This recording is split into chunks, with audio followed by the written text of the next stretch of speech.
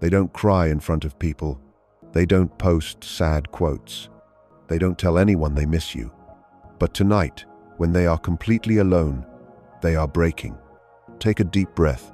Stay with this message, because this did not reach you by accident.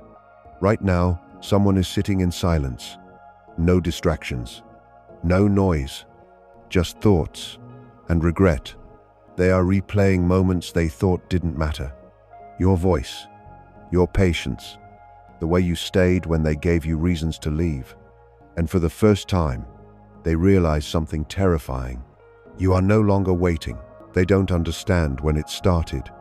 There was no argument, no dramatic goodbye, no loud ending, just distance.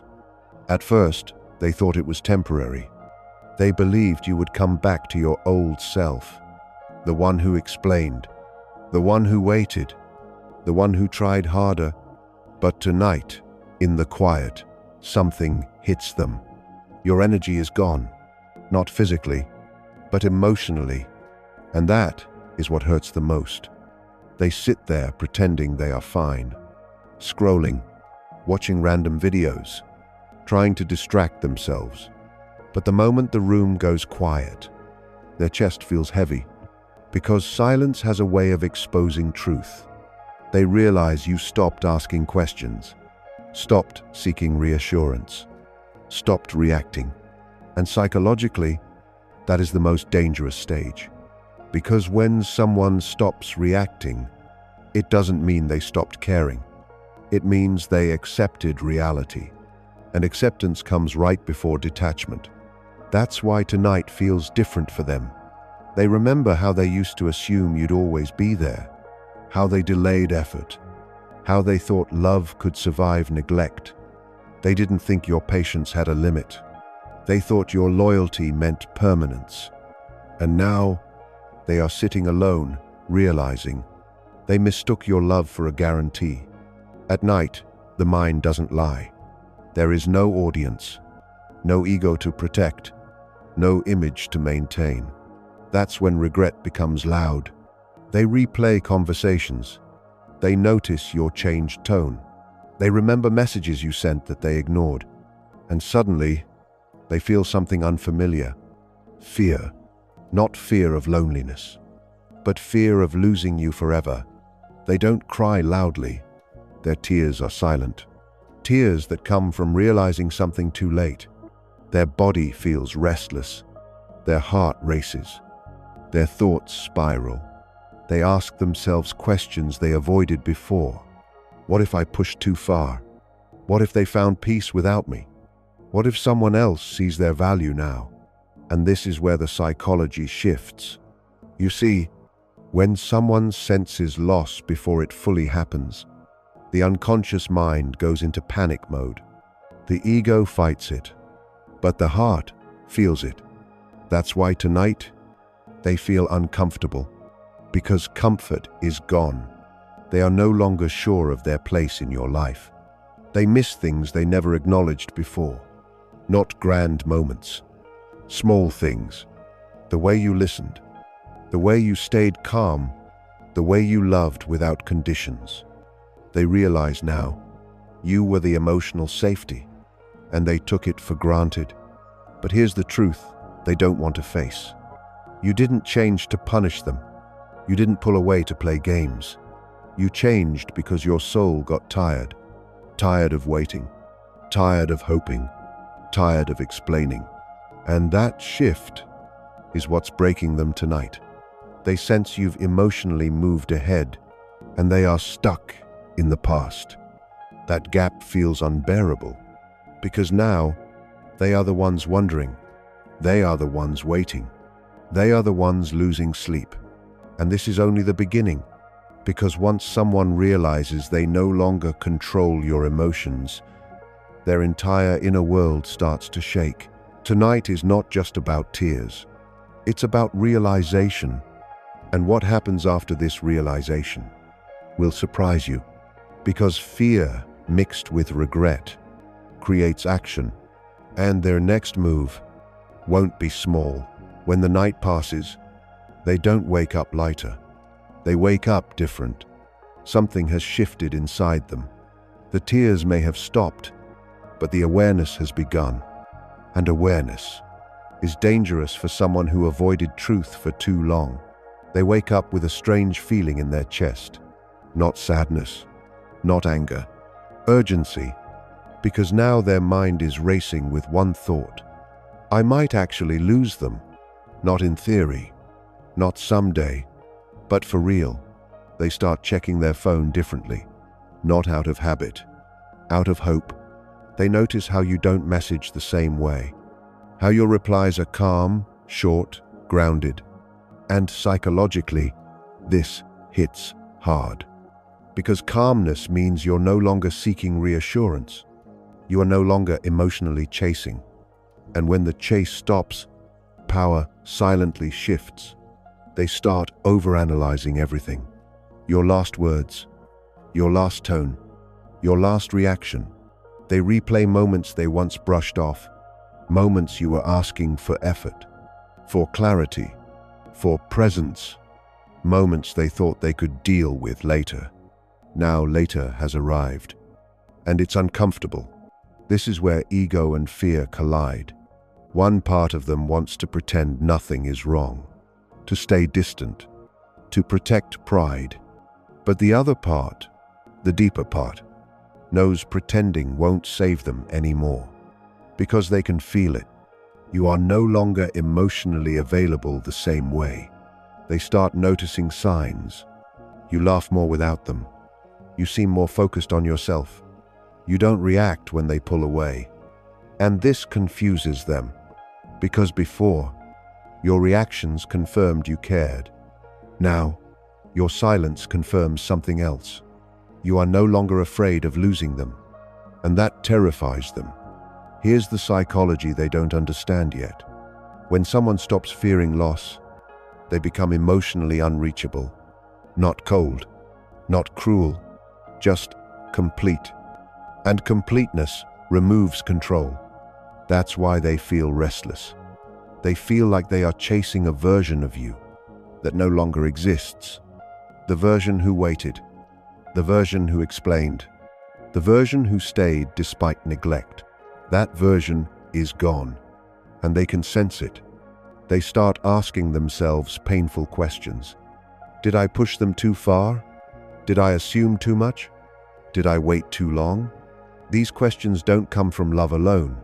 They come from regret mixed with fear. Fear that you realized your worth without them. This is when the unconscious mind activates. Carl Jung called this the shadow response. When a person's comfort is threatened, their suppressed emotions rise, feelings they ignored, words they avoided, effort they postponed. All of it surfaces at once, and it feels overwhelming. That's why their behavior starts to change. They might suddenly think about reaching out, reread old messages, watch your stories repeatedly, imagine scenarios where you move on. Not because they suddenly became emotional, but because loss activates attachment. And here's something important you need to understand. They are not crying because they miss you. They are crying because they feel replaceable for the first time. And that shakes their identity. They remember how safe they felt knowing you were there, how you forgave easily, how you stayed loyal, how you made space for their flaws. They didn't think that safety could disappear. They thought your love was infinite. Now they realize it wasn't infinite. It was conditional on respect. And this is where panic quietly forms. They don't tell anyone. They don't show weakness. But inside, they are preparing for something. A move, a message, an attempt. Because fear has reached a point where inaction feels riskier than rejection.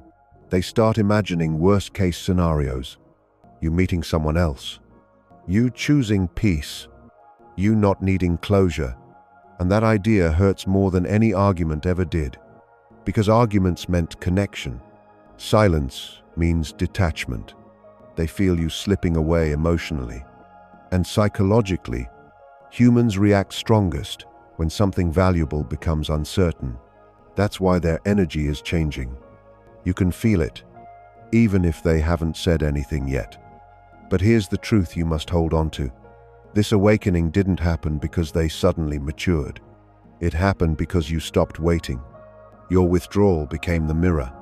And now they are finally seeing themselves clearly. The fear is building. The realization is deepening. And soon, it will push them to act. Not softly, not casually, but unexpectedly. There comes a moment when fear becomes louder than pride. That moment is approaching for them. They've tried to stay quiet. They've tried to stay controlled. They've tried to convince themselves they still have time. But time no longer feels friendly. It feels like an enemy. They realize something important. Silence used to work on you. Distance used to pull you back. Inconsistency used to keep you attached. But now, nothing works anymore. And that realization creates panic. This is when the unexpected move begins. Not slowly, not gently. Suddenly, one day or night you'll feel it. A message out of nowhere. A call you didn't expect. A confession they avoided for months, maybe years. And it won't sound casual, because casual doesn't come from fear. It will sound emotional, vulnerable, heavy.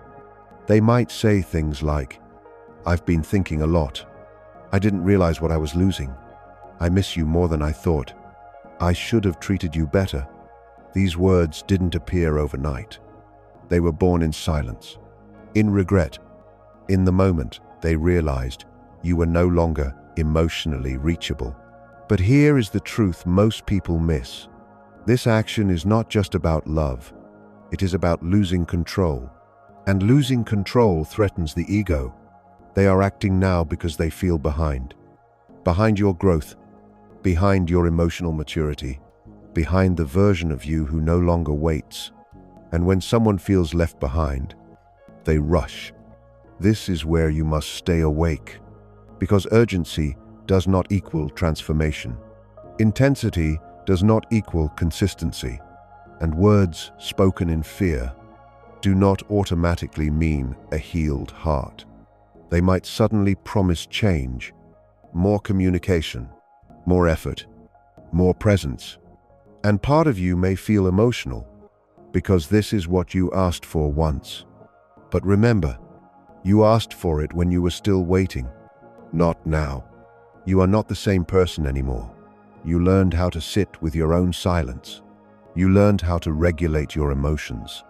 You learned how to choose peace. And that version of you cannot unsee what it took to get here. This moment will test you, not them. You must ask yourself, is this effort steady or reactive? Is this awareness deep or temporary? Are they choosing me or chasing what they're afraid to lose? These questions matter, because fear-driven love fades once fear disappears. Here's something powerful you should know.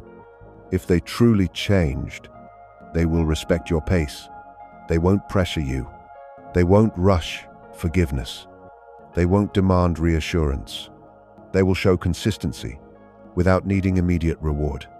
But if their reaction turns into frustration when you don't instantly return, that's not love. That's control trying to reattach. Your calm will reveal everything, because calm people don't beg, they observe. And observation exposes truth. This is where power fully shifts. You are no longer chasing clarity. They are. You are no longer afraid of silence. They are. You are no longer asking to be chosen. They are hoping you still choose them. And whether they rise or fall, you already won something priceless. Yourself. Because you stopped waiting and started living. Because you stopped explaining and started accepting. Because you stopped hoping and started healing. They cry when they are alone at night, because they finally realize something. You didn't leave loudly. You didn't fight. You didn't beg. You simply grew. and growth is irreversible. If they step up consistently, a new chapter may begin. If they don't, then they were a lesson, not a lifetime. Either way, you are safe, you are whole, and you are no longer available for love that only appears when it's about to be lost.